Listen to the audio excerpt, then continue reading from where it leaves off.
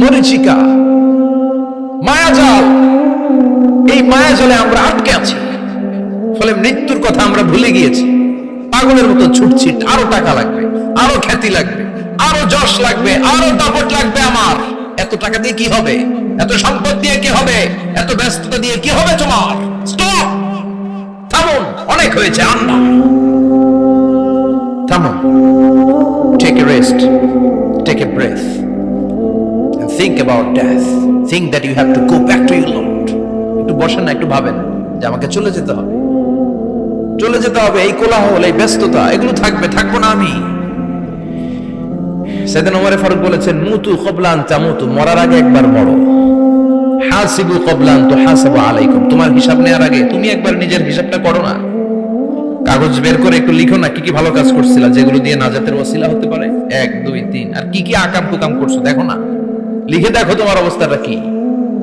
মরার আগে একবার মরো। মরার আগে খাটের মধ্যে শুয়ে শটান করে চোখ বন্ধ করে একবার মরার ভান করে দেখেন কেমন লাগে। চোখটা বন্ধ করেন আর ভাবেন আপনি নাই, কি কি হতে পারে ভাবেন।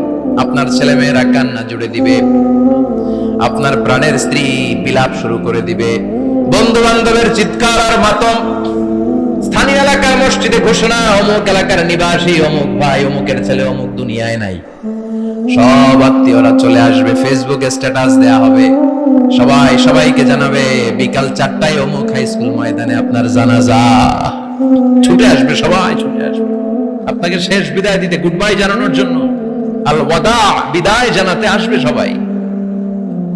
4 তাকবীর দিয়ে আপনার জানাজা হবে, অশ্রুসিক্ত জানাজায় আপনার বিদায় হবে। কাঠের খাটিয়ার মধ্যে করে কাঁধে তুলে আপনার কবরে নেওয়া হবে। আগে থেকে খুঁড়ে রাখা কবরটার মধ্যে আপনার বিছিয়ে দেয়া হবে। বাঁশের কচি দিয়ে তার উপরে মাটির চাপা দিয়ে সব চলে যাবে। ভাবেন না একবার চোখ বন্ধ করে, this is the circle of life, this is the nature of life. এটা সবার হবে, আমার হবে, আপনার হবে। এত মায়া, এত ভালোবাসা কই যাবে? কেউ থাকবে না, সবাই আপনার অন্ধকার কবরে রেখে দিয়ে চলে আসবে। উপরে বাঁশের কঞ্চি, তার উপরে মাটির চাপা, অন্ধকার আর অন্ধকার। এই অন্ধকার যেন শেষ হতে চায় না, শুধুই অন্ধকার, ঠিক কিনা? এজন্য আমাদের চলে যেতে হবে। দাদা গেল, চাচা গেল, মামা গেল, আমাদেরকেও যেতে হবে, জোরে কোন ঠিক কিনা?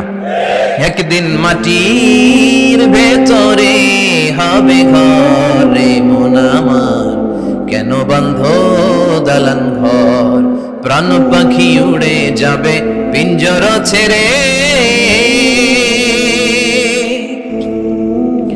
ধরা ধামে সবই রবে, তুমি যাবে চলে, বন্ধু বান্ধব যত, মাতা পিতা যারা সুত, সবই হবে তোমার পরে, মন আমার কেন বন্ধ দালান ঘর, একদিন মাটির ভেতরে হবে ঘরে মন আমার, কেন বন্ধ দালান ঘর, ঠিক কিনা? সব করে থাকবে, চলে যেতে হবে আমাদেরকে। এজন্য আখিরাতের কথা যেন আমাদের স্মরণ হয়। বিষ্ণুই বলতেন, নাহাইতুকুমান জিয়ারাতিল কুবুর, আমি তোমাদেরকে কবর জিয়ারত করতে আগে নিষেধ করতাম, কিন্তু এখন নিষেধাজ্ঞা প্রত্যাহার করে নিলাম। এখন সব সময় তোমরা কবরের সামনে যাবা আর জিয়ারত করবা। কবরস্থানে জানতো বড়ুয়া কৃষ্ণপুরের এই গ্রামের কবরস্থান আছে? কোন দিকে? পূর্ব দিকে আছে, গোখরার জলের ওদিকে। যান আপনারা, একটু যাবেন, একটু গেলে আখিরাতের কথাটা স্মরণ হবে। ওখানে ছোট শিশুরা শুয়ে আছে, কিশোর যুবকরা আছে, আপনার মতো তাগড়া যুবক মুরব্বীরা আছে। এরা এই এলাকায় থাকতো, এরা আকাশ থেকে নেমে আসে না, এই এলাকার সন্তান, আজ নাই। একটা সার্টেন পিরিয়ড শেষে আপনিও থাকবেন না। This is the nature of life, this is the circle of life. ছোট্ট শিশু হয়ে এসেছিলেন, শৈশব, কৈশোর, যৌবন, প্রৌঢ়ত্ব। আগে ছিলেন সিঙ্গেল, বিয়ে করে হয়ে গেলেন ডবল। এরপরে আল্লাহ আপনাকে একটা মেয়ে দিল, এরপরে মেয়েকে বিয়ে দিয়ে শ্বশুর হলেন, এরপরে ওই মেয়ের ঘরে সন্তান হতে নানা হলেন। আর কতদিন? অনেকদিন হলো তো, অনেক লম্বা সময় পেয়েছেন আপনি। Think about that. এবার যাওয়ার কথা ভাবেন, আখিরাতের সামানের কথা ভাবেন, ফিরে যেতে হবে। কি শক্তিশালী যুবক, বার্ধক্য চলে আসলে লাঠি ছাড়া চলতে পারে না। কুচকুচে কালো দাড়ি সাদা হয়ে যায়, দাড়ির শুভ্রতা, বয়সের ভার, রং ধরা যৌবন জং ধরে শেষ, ঠিক কিনা? This is the circle of life. যুবক ভাইরা, এটাই জীবন। চলে যেতে হবে, কেউ থাকতে পারবে না, ঠিক কিনা? এটা রিমাইন্ডার আল্লাহ এই সূরার ভিতরে দিয়েছেন যে তোমাদেরকে ফিরে যেতে হবে, এই লোভ লালসা ছেড়ে দাও। রব্বুল আলামিন বলেন আল্লাহকুমুত তাকাসুর হাত্তা যুরতুমুল মাকাবির। ও গোলাম, দুনিয়ার সম্পদ, লোভ লালসা তোদেরকে পাগল বানিয়ে দিয়েছে। এই লোভ পাগলামি কোনোদিন তোদের থামবে না যতদিন না তোরা কবরে ঢুকবি, ঠিক কিনা? কার কথা?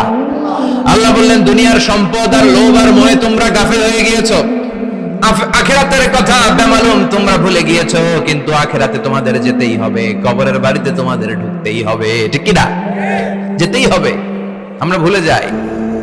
আলহাকুমুত তাকাসুর, অতিরিক্ত পাওয়ার লোভ, বেশি বেশি খাওয়ার লোভ, বেশি বেশি জমানোর লোভ মানুষকে গাফেল বানিয়ে দিয়েছে। এটা মানুষের স্বভাব, আরো চাই আরো চাই, এই স্বভাবটা আছে না নাই? দেখবেন ছোট বাচ্চারা মসজিদের দোয়া অনুষ্ঠান শেষে জিলাপি দেয় না? বড় কৃষ্ণপুর কি দেয়? আগে বাতাসা দিত না, এখন কি দেয়? জিলাপি দেয়, মিষ্টি দেয়। তো মসজিদের 2-3 গেট থেকে যদি দেয়, ছোট বাচ্চারা দেখবেন এদিক দিয়ে কয়েকটা নিয়ে আবার ওই গেটে লাইন ধরে। ওর হাত হলো ছোট হাত, ওর হাত ভর্তি জিলাপি, আর নেওয়ার জায়গা নেই, এরপর আরেক জায়গায় লাইন ধরছে, আরো লাগবে আরো লাগবে, এই আরো আরো আরো চাই। এই স্বভাবটাই মানুষকে কুড়ে কুড়ে শেষ করে দিয়েছে। এত লাগবে কেন তোমার? চাহিদার কোনো শেষ নাই, unlimited demand of human being.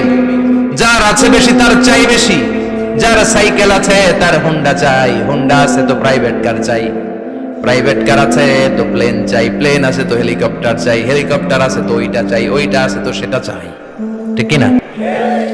এলাকার মেম্বার যে হয়েছে চেয়ারম্যান হতে চায়, আছে না নাই? চেয়ারম্যান সাহেব এমপি হতে চায়, আছে না নাই? এমপি সাহেব মন্ত্রী হতে চায়, আছে না নাই? মন্ত্রী সাহেব প্রধানমন্ত্রী হতে চায়, আছে না নাই? কিন্তু এই দেশে সুযোগ নাই। কথা কন, এই দেশে প্রধানমন্ত্রী সিলেক্টেড, 2-3 জনের বাইরে কেউ প্রধানমন্ত্রী হতে পারবি না, ঠিক কিনা? আমার এই জীবনে তো আমি 2-3 জনই দেখলাম। বেগম খালেদা জিয়া, মাননীয় প্রধানমন্ত্রী শেখ হাসিনার ছোট্টবেলা দেখেছি এরশাদকে, আমরা তখন ছোট। তো মানুষের চাহিদার কোনো শেষ নাই, যার আছে বেশি তার চাই বেশি। এজন্য বিষ্ণু বলেছেন উনজুরু ইলা মান হুয়া আসফালা মিন, তোমার চেয়ে যে খারাপ আছে ওর দিকে তাকাও। ওয়ালা তানজুর মান হুয়া আ'লা মিন, তোমার চেয়ে যে ভালো আছে ওর দিকে তাকাও না, তোমার চেয়ে যে খারাপ অবস্থানে আছে ওর দিকে তাকাও। অনেকে নিজের অবস্থান নিয়ে সুখী না, এরকম আছে না নাই? আল্লাহ আমার এটা দিল না রে, ওইটা দিল না রে, পাইলাম না রে, কিচ্ছু হয় না, কি করব জীবনে, হতাশ। আসলে আছে কিন্তু অনেক, কিন্তু শুকরিয়া নাই, ডাকাত, ঠিক কিনা? নিজের অবস্থান নিয়ে সুখী না, কিন্তু অনেক লোক আছে তারা আপনার অবস্থানে পৌঁছতে চায়। তাদের দিকে তাকিয়ে দেখেন, আপনি যে অবস্থানে আছেন এই অবস্থানে পৌঁছাটা অনেকের কাছে স্বপ্ন। তারা প্রতিনিয়ত সংগ্রাম আর স্ট্রাগল করে যাচ্ছে আপনার অবস্থানে পৌঁছতে, আর আপনি এটা নিয়ে সন্তুষ্ট না। শেখ সাদির নাম শুনেছেন? বালাগাল উলা কাশাফাত দুজা, এই কবিতাটা রচয়িতা, ইরানের বিখ্যাত এক কবি। উনি একবার আর্থিক সমস্যার মধ্যে দিয়ে সময় কাটাচ্ছেন, টাকা নাই, পয়সা নাই, পায়ে দেওয়ার মতো জুতা নাই। উনি খুব দুঃখ পেলেন, হায় রে, আমি ইরানের এত বড় কবি, আমার পায়ে দেওয়ার মতো জুতা নাই। দুঃখ ভরা মন নিয়ে রাস্তায় হাঁটতে বেরোলেন। হাঁটতে হাঁটতে হঠাৎ দেখলেন একটা লোক শুয়ে শুয়ে কাঁদছে, ওই লোকটার 2টা পাই নাই, পাই নাই। উনি সিজদায় পড়ে গেলেন, আল্লাহর কাছে ক্ষমা চাইলেন, আল্লাহ অনেক দিয়েছো, শুকর আলহামদুলিল্লাহ। এজন্য যেই পরিস্থিতিতেই থাকি না কেন আমরা কি করব? জোরে বলেন, কি করব? এজন্য কানাতু মিনাল ইসলাম, অল্পে তুষ্ট থাকার নাম হলো ইসলাম। সম্পদ লাগবে কিন্তু সম্পদের পাহাড় লাগবে না, ঠিক কি না? অল্প খান, অল্প পড়েন, অল্প জমান, অল্পের ভেতরে বরকত ঢুকায়া দিছে কে? দেখবেন যাদের সম্পদ অল্প তারা সুখী বেশি। জরিপে এটা দেখা গিয়েছে, অনেক সার্ভেতে এটা এসেছে, যারা সম্পদশালী এরা দুঃখী বেশি, এদের দুঃখ বেশি, টেনশন বেশি। খুব স্বাভাবিক, টাকা যার বেশি রোগ তার বেশি, টাকা যার বেশি টেনশন তার বেশি, টাকা যার বেশি ঘরে শান্তি তার কম, আছে না নাই? ঘরের ভেতরে অশান্তি, ছেলে কথা শোনে না, ছেলে টানে গাঞ্জা, মেয়ে করে পরকিয়া, আছে না নাই? স্ত্রী কথা শোনে না, ভালোবাসা নাই, ঘরটা জাহান্নামের টুকরা। রোগ বালাই, এক একটা হসপিটাল বিল পরিশোধ করতে মাসে 5 লাখ 10 লাখ, আছে না নাই? কিছু খেতে পারে না, ডাক্তার একেবারে ডায়েট মেনু বেঁধে দিয়েছে, ডায়েট, ভেরি ডায়েট মেনু।